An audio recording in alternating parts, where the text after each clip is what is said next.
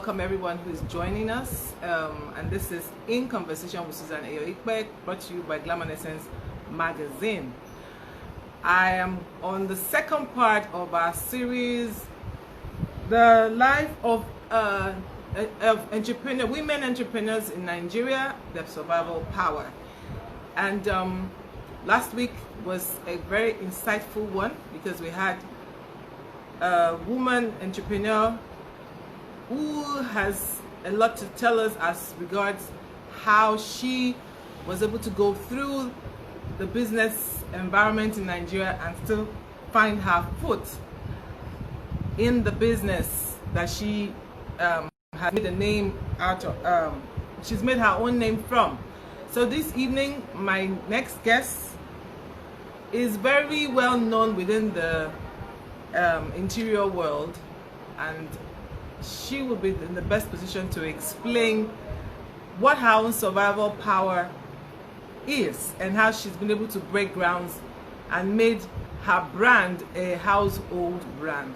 Welcome once again to In Conversation with Susan Eyo-Ikpe, and I'm waiting for oh, fantastic! HNK has joined us, and we need to connect with her right now. HNK has joined as we dwell on this topic, the life of female entrepreneurs in Nigeria.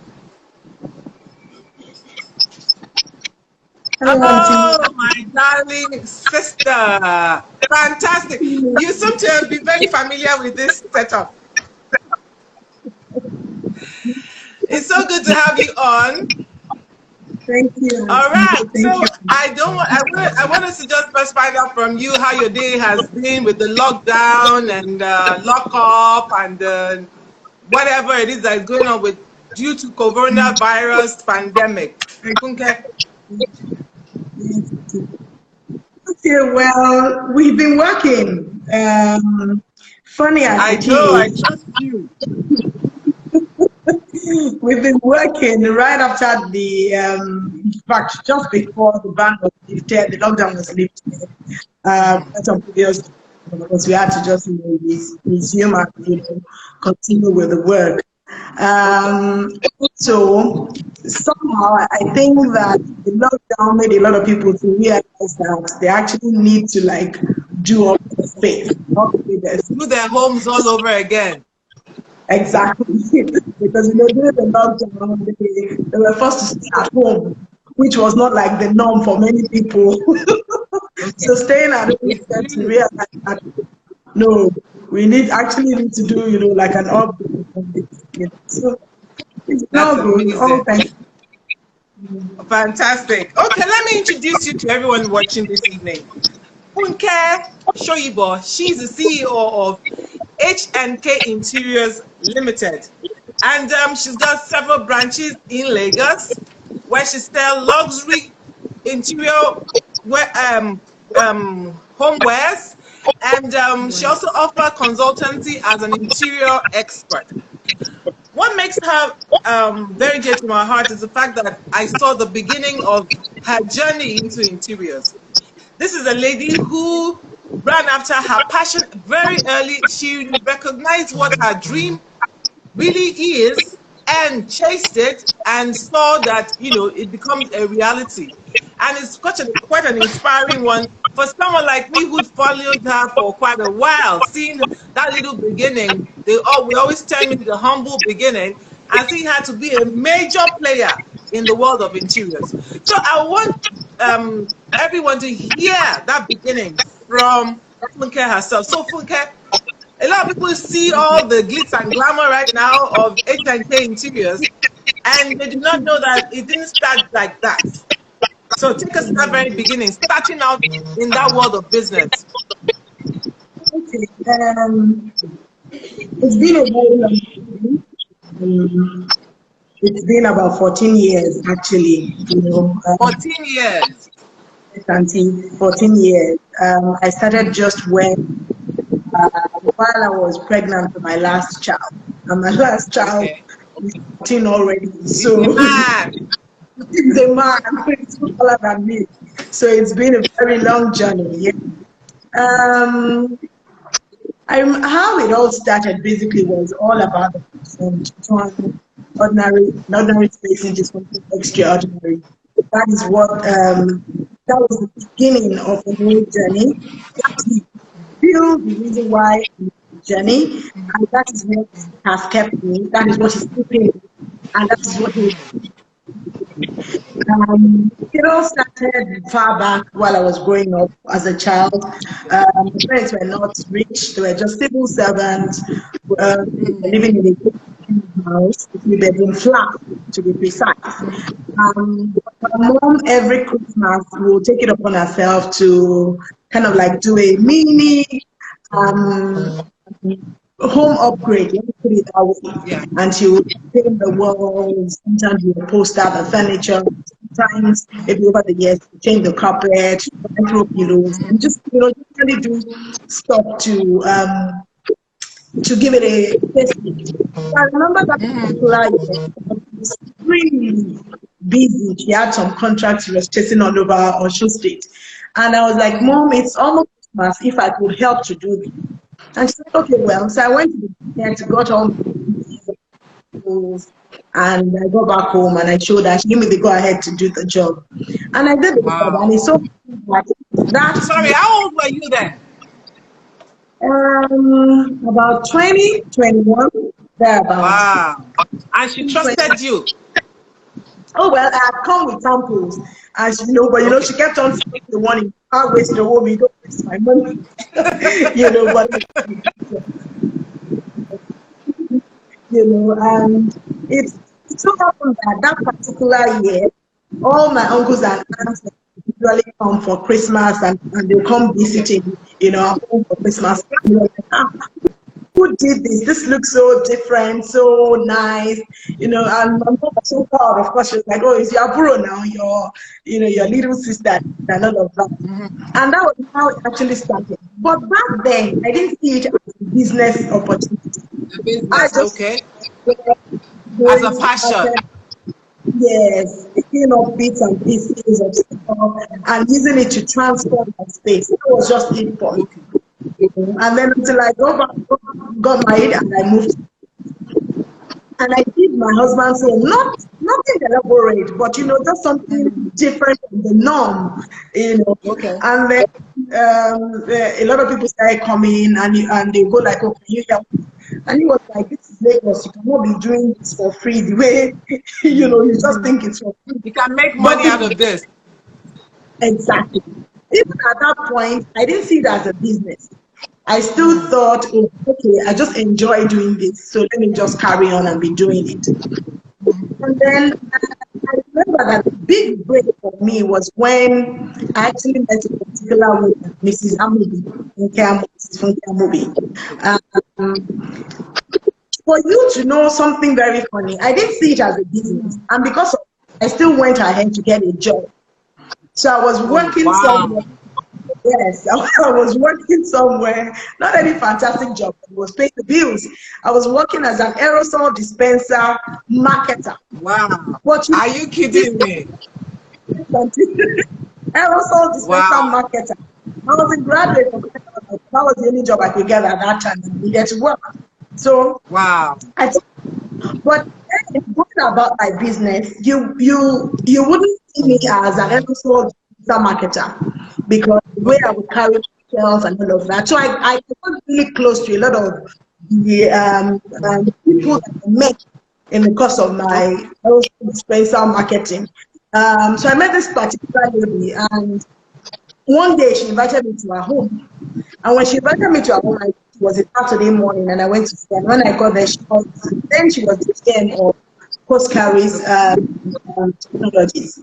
And I was like, her name is also, so I was like, Auntie Funke, is this your house? Why now? She was like, you are your people. This is everything you do. You are saying also this. Even then, I still did not see it as a business opportunity. So she allowed me. She said I should go. I went to the market and bought samples. I showed her the samples, came back. And when I did it, she liked it. Everybody liked it. And I left. 2 weeks after, I got a call from Funke and she said, I would like to meet with you. Where you come right away to our house. Wow. My younger sister then was in charge of in a company where she was working. She was in charge of doing like upgrades for all the expatriates and all of that. And they had a lot of expatriates that were coming in and out on like quarterly basis. And when she got to the house, she was like, "Oh wow, this is great, Auntie, you did this," and that was how Auntie Funke connected. And through Auntie Wow. Funke, getting real jobs, and that was Wow. when I now started seeing it as a business venture. Okay. Fantastic. But I also know that, with all of the businesses that were coming in, at a point, you diversified into events. What necessitated you having to do that at that time? Okay, you know how you hear a lot of motivational speakers say to you that, oh, it's good for you to diversify, it's good for you to step out into another terrain. I'm not going to say it's a bad thing, but I've learned my lesson now. And what I say to people is, when you want Move that on.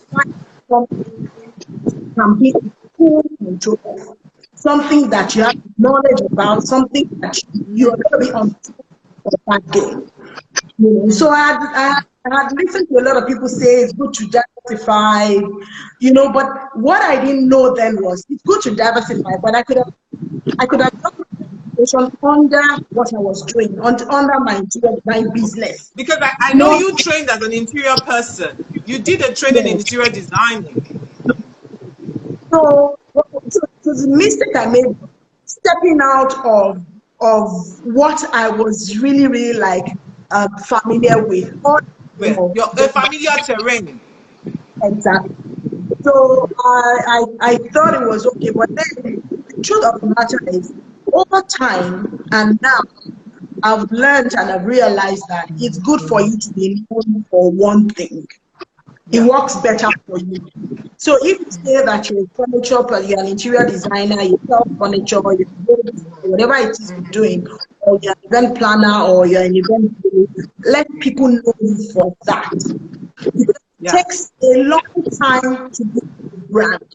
So event industry is a big industry. Interior Yeah. design furniture is a big It's also industry. big. Mm-hmm. It's not an easy thing to try to marry the two and say to be first hand.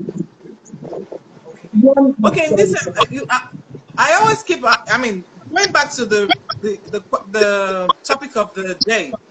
You are a woman entrepreneur in a Nigerian environment where most people would say that it's not too friendly to women.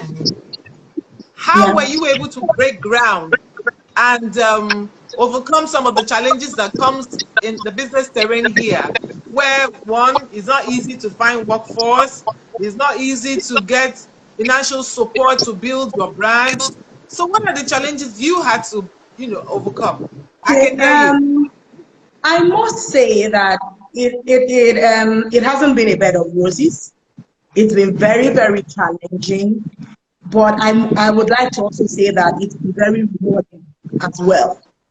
Okay. As challenging as it might have been, it's been very, very rewarding as well. In any kind of business that you do, yeah, people say that it's tough in Nigeria, which I agree. But even when you run businesses outside Nigeria, it's also not big. Being an entrepreneur is not an easy task.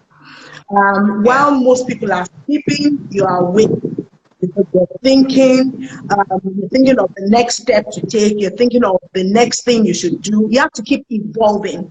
So it hasn't been a bed of roses, but it's been a very rewarding time. That I would say, all thanks to God, all glory to God. It's been very, very rewarding. It's also been very, very tasking. But one thing that I would say has kept me, of course, if I don't want to sound like what everybody would say, that it's the grace of God. It's the truth. The grace of God has been my number It's one always the grace of reason. God. That's the truth. That God Yes, factor number is always one. there. Yes. So number one reason is one, the grace of God. Number two reason is the fact that I've decided to face this and this alone. I've been consistent with it. I've decided that I'm going to keep at this. And I remember some years back, I had a neighbor then, an elderly man, much older than me. They were like family friends with my husband back home in Ibadan. But then when we moved to that estate, they happened to be our neighbor. And I remember that year, some 8 years ago or thereabout, I just bought a mini van for my business. And they took the van for branding. So they brought the van back, and I was outside inspecting the van that they had branded. And, I was just admiring it. And the man was taking his evening stroll just at that time. And he saw me and said, "Oh, your van looks nice. Really well done." I said, "Thank you, sir." And he said to me, and he tapped me on my shoulder, and he said, "Just keep at it. That right now," this was some 8 years ago, "that right now, my mates are the ones calling the shots. But very soon, your mates will be the ones calling the shots. And at that time, you find a branch manager, you find an MD of a bank, you find the governor, wife of the governor, who maybe was your schoolmate or your friend or your cousin somewhere, and they will need furniture, and they will just say to you, remember HNK Interiors, you've been at it for so long, let's call her, she can deliver." That is what tenacity, consistency will do for you. So keep at it, no matter how tough it might be for you. Those words stuck to my brains and my head, and I said, yes, it's true. And today I can say that to the glory of God, we get jobs that we do not even go soliciting for. People just pick up and say, yes, and they call us and they say, "Oh, HNK Interior that we've heard about you, or I saw you somewhere or something, or I saw a job you did, or like it to come, or someone told us about you," or there are people that didn't even know us from anywhere, nobody told them anything, nothing, but somehow they got the name and they say, "Oh, yes, these people can deliver." So what I would say that is that's the grace of God. Second, tenacity. Three, just keeping at it and keeping at it and keeping at it. So have there ever been times where, when you look back now, what the moments you felt you almost wanted to question yourself as regards, being in the particular sector you chose? Have there been times, maybe because of a job you did, that almost wanted to question your ability to deliver or to be able to do the job well? Did you ever have moments like that? Oh, that's normal. that's normal because when I have a brief to do a job, the ability to deliver that job does not lie with me 100%. Okay. It's dependent on other people. So there'll be it's only natural that in life you have disappointments, you make mistakes. But what is key and what is important is that you manage the situation such that one, the client does not go upset, angry, and then you rectify whatever the situation or the issues at that moment. You rectify it you go out of your way. Sometimes we lose money because maybe we got a brief, the person that was supposed to interpret the brief interpreted the brief wrongly. It's not business of the client. Clients have given us a job. It's our duty to deliver. So sometimes we had to, okay, it's happened. What is the way forward? Way forward is to as quickly as possible, rectify whatever mistake or whatever issues to the best of our ability. Sometimes we lose money, it's one of those things. But what matters is that you keep the relationship. Okay.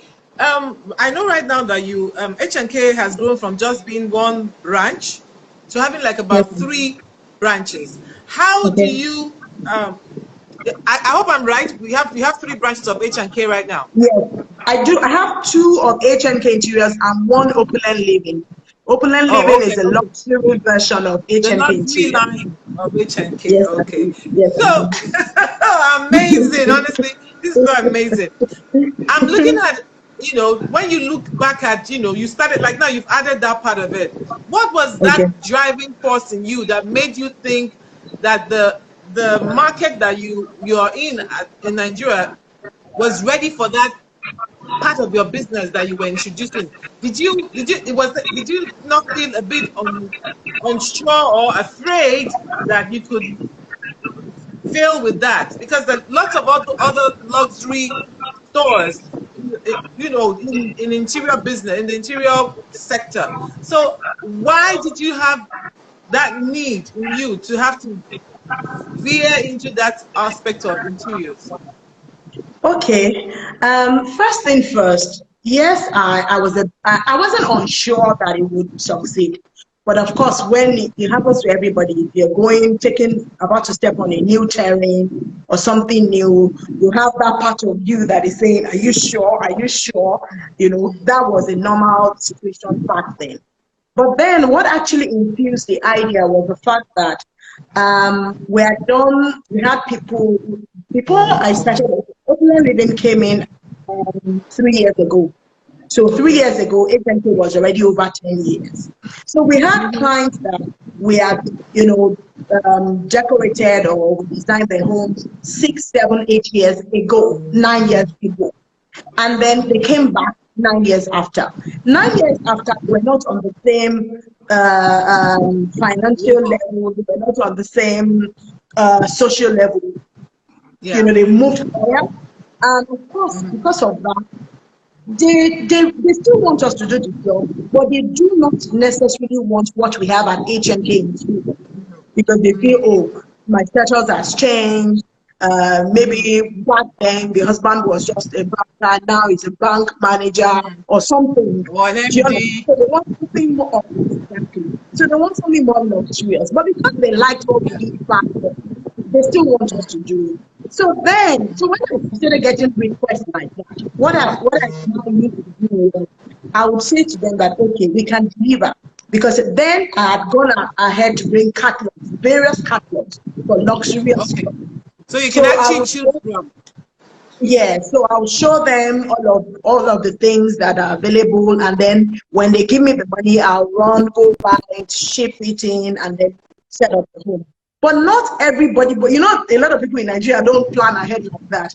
People are, you're trying to buy a home, all your attention is just to pay for the home. Once you're done paying for the home, then you start thinking about furniture. So not too many people had that time to want to wait for us to go buy the stuff and bring back. So I realized that some people agreed that we should go buy. Some people did not because they felt, I can't wait. I don't have that time. So we were losing business on that part. Okay. So because of that, I said, okay, why don't I just start something else that would cater for only the high end, the luxury version of what we do. Okay. All right. If we're to look at you are one of the successful business entrepreneurs, a woman entrepreneur here in Nigeria. How would you describe it? Yes, you are. I mean, it's not easy in that terrain. I know a lot of people who have had to quit because they'll tell you, oh, it's not delivering as they thought it would for them. But you not only have one line, I mean, you have 3 outlets that where you offer interior product, everything to do with interiors. Let me put it that way. Okay, but if I were to ask you now, how has your life had to be readjusted, in view of the hats you wear now in the world of business? Bearing in mind that you're a mother, you're a wife, you are responsible for other people. What has changed about Funke on account of what you are, the business you're doing right now?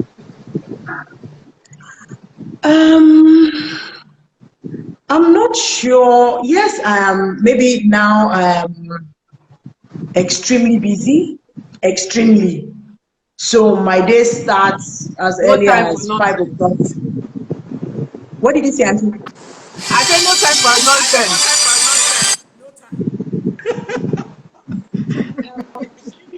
So my day starts as early as sometimes 5:30 in the morning, right in my room. I'm sending mails, responding to mails, and writing a proposal, coming up, putting together a proposal, and all of that. But one thing I always try to do is to strike a balance. The family needs you, most especially when you have kids and the kids are growing and growing. They need you. You need to be there. Because if they don't see you, someone else is going to replace. Actually, you have men. You have 3 boys. Yes, I've got 3 boys. Yes, Auntie, 3 boys. So 3 men, not boys. They are men. They are men. Plus their dad making 4. Exactly, making 4 men. So one thing that I would say is you just have to keep trying to find the balance. You have to keep trying. Sometimes, some days, even as much as I want to maybe like get to speak with my boys as often as I would love to, some days I'm not opportune to. So when I know that, oh, I've goofed 1-2 days, I've not spoken with these boys, what's going on? We chat, a lot. But we need to also do the video call. So I got one of them. My number 2 is a very prim and proper person. We call him the accountant of the house. And if you tell him I have to be somewhere at 2 o'clock, just tell him. He would be the one getting you ready, making sure that you do not, miss that appointment. So I spoke to him and I said that, do you know what? Can you be sending me chats saying, hello, mom, how are you? Just to keep me to bring me back to the reality of having to make that phone call to reconnect. And that has really, really helped. Because, as we've been on this call, it's called twice. From the time we started, it's called me twice. Because just before I got ready, I was on a long call and he was trying to call and I just it's called twice today again. Wow. So he's like that. So I got him to be like the monitor, the policeman of the house, to always like check up on me, prompt me, do this and that. And then one other thing I would say that really helped me is at the time that I needed to do a lot of traveling, go about, when my kids were still, very young. I was lucky to have my mom around. Wow. So she was my support. But sometimes the kids will be ill. She won't tell me anything. I won't get to know about it until I return. So at some point, I had to put her on a payroll. So I put her on HMA payroll. Wow. Was really, really helping. So I could carry my bag and travel there and go and source for stuff or go and do a job somewhere, because I know that all I needed to do there was to put a call across, Mom, I'm going to be away for 2 weeks, 1 week, and then come. It wasn't easy for her, but she just used to, oblige when she's. Okay. If I were to ask you this, having, spent close to 14 years being an entrepreneur in Nigeria, and you were to advise someone who is watching right now, what would you say is your own survival power to have made an impact with your business that you think they can, also apply to help them, especially in these times that we are in, where there's a new normal that things that has come about as a result of the COVID-19 pandemic? What would you be sharing as your own survival power that someone else could also apply, and perhaps that could also help them as a woman? First is the God factor, and I'm not going to take that away from my situation. The God factor, you need to find God. When you seek him, you'll find him. You need to seek God and find him and invite him into what you're doing. Then he can bless it, he can prosper it. So that's my number one. I know some people will say that, oh yes, I pray every day, but my business has not grown. But you have to keep at it. I'm not where I want to be yet. I still have aspirations, I still have ambitions, but I know that with God, I will get there. I'm also not where I was when I started. So it's a process. Secondly, The second thing that has kept me, like I said earlier, is being consistent. A lot of people are not consistent. Today, you see them, they're making clothes and selling. Tomorrow, they're selling jewelry. Another day, they're selling stuff, groceries. The next after, they become an event planner. You have to be consistent. People are watching. People are watching you, whatever it is. And Susan, you've been at this media thing since, and then you know that anytime I want any media PR thing, I run to you because I know that whatever advice you give me, nobody else can give me that. I can accept it.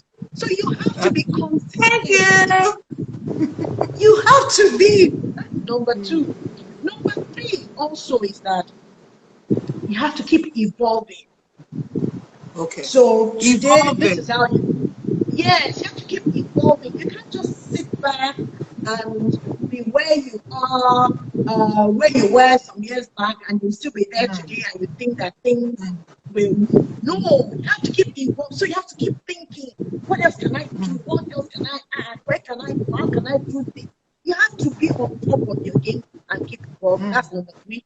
Number four also is that you need to plow back a lot of your money back into your business. A lot of people don't do that. You make $1 million today, you go and buy a bag or you go and buy a pair of shoes.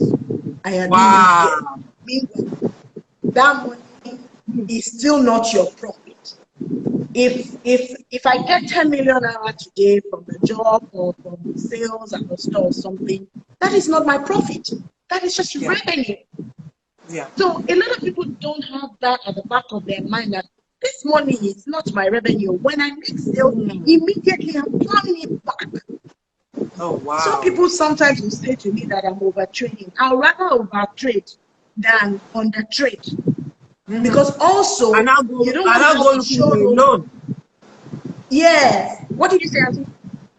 And then they end up going to get a loan. Exactly. But if you learn to plow back your money a lot, the money will grow. And you won't even need loans or anything.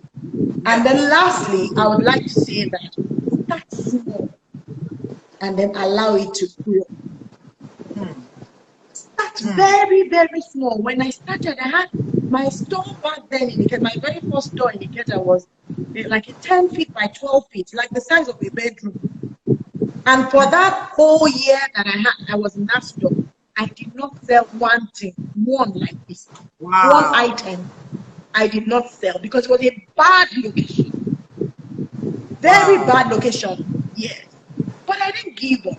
I went further and I said, I'm not even doing this mainland thing again. I'm going to the island street. So I went to Ikoyi and I got a store. A small store again. It was, remember my great store that you were there. It used to be a meat shop. Yes. It used to be a meat shop. We transformed it and we started. And after a while, I realized the store was too small. There was an almond tree right in front of me. And I went to meet my landlord. I said, is it possible for me to cut off this almond tree and extend my store? He said, well, at your own expense. If you want it, go ahead. And I was like, I cut off the almond tree and I extended the store a bit. It was still a small store. And then when we got jobs, started getting jobs, our road was like a turnaround for the when we had enough money, then we went further to open the Lekki Admiralty store. And the rest today is history.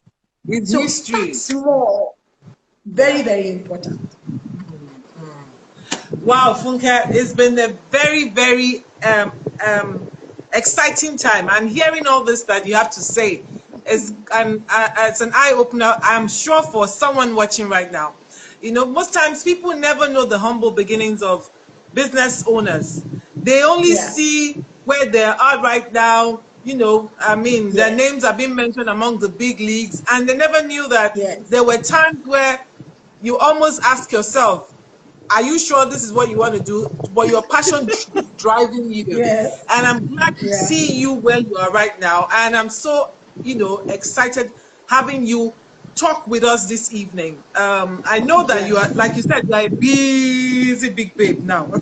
But then, at least you hear me when I call. So I am really, really grateful for that. I really enjoyed every minute, and I hope everyone out there enjoyed, hearing Funke Soyibo. I hope so too. CEO of H&K Interiors share our success story, our life as a woman entrepreneur here in Nigeria. Like she said, it's not always that bad if you know what drives you and you follow your vision and your dream. Nothing is impossible. Nothing is impossible. Funke, once again, I say thank you very much for being on today. Thank you, Auntie May. It's a pleasure. All right. So on that note, I want to say thank you, everyone. I'll be with you again for the third part of this series with another interesting woman entrepreneur in Nigeria. Have yourself a lovely day.